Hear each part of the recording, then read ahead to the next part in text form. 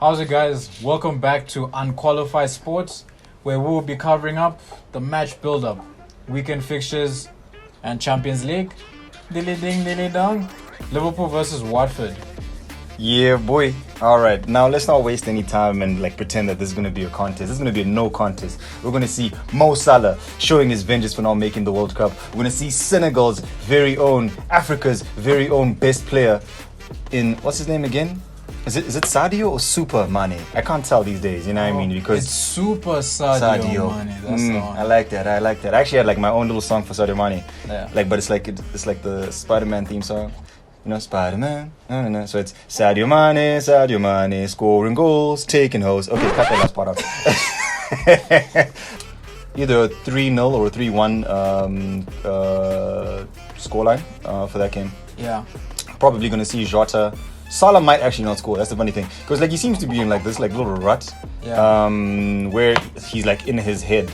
But I feel like every player, especially great players, go through it. Yeah. And once they actually find their mojo back, they go in hard. Look at Kane. If Liverpool win their game against Watford, that'll be the first time that they're number one. Even if they don't win and Liverpool draw, they'll be number one for the first time in months. You think that'll be that'll give Liverpool a psychological edge? If anything, I know a lot of people say that. Well, if you ask Robertson, the man who was born literally a day after me, it doesn't matter. He said it himself.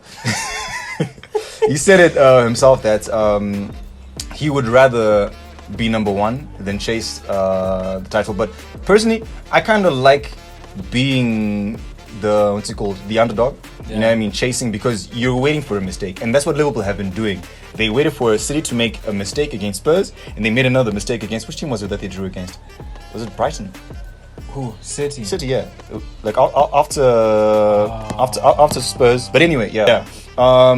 They were just so in the heads because there is no room for error, or all forms of error that can be accepted are so marginal, and even the marginal ones will affect you in the title race, especially when you've got such juggernauts such as Liverpool and City going at it.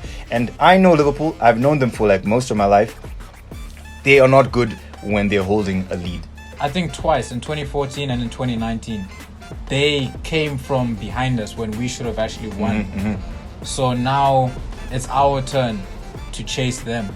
Man City actually play against Burnley away from home. Burnley. And Burnley is dangerous right now, especially because Why'd you say they're in the relegation scrap. And whenever teams are fighting to stay above, especially when you won the last few games and every game counts, that's when they're dangerous. You borderline rather play a mid-table. It's okay. You rather play a mid-table club than a relegation battling squad. But I don't really know what to expect from that. I think my take on that is City are probably going to win it a tight 1-0. Yeah. So when it comes to the top four race, the three main teams, Arsenal, Spurs, Man United, as things should be. The top six are actually forming, or have formed the top six. Arsenal have the edge because they're currently sitting on fourth with a game in hand. So fourth place is Arsenal's to lose. However, they're playing Crystal Palace next. Oh yeah, and the way Crystal Palace have been performing as of late is very inspiring. They're the ones who actually cause a lot of problems, especially the appointment of Patrick Vieira. It's I'm not gonna lie, I genuinely thought he was gonna be another Thierry Henry, type manager, where it's mostly about the talent of you as a player and not as a manager. But he's really impressed me, you know what I mean? Because he did have the MLS under his belt, and no one really respects MLS, you know what I mean? That used to be the retirement league, you know what I mean? Yeah. Before China came through with that dollar bills. Yeah. So it could cause problems for them. However, I just feel when we look at the top four contenders, being Spurs, United, and Arsenal are the most complete squad. They've got the best strategy, and they've got an image. They've got an identity. Yeah. And that's another thing that I really want to commend the Arsenal board for doing, and that's giving Arteta time.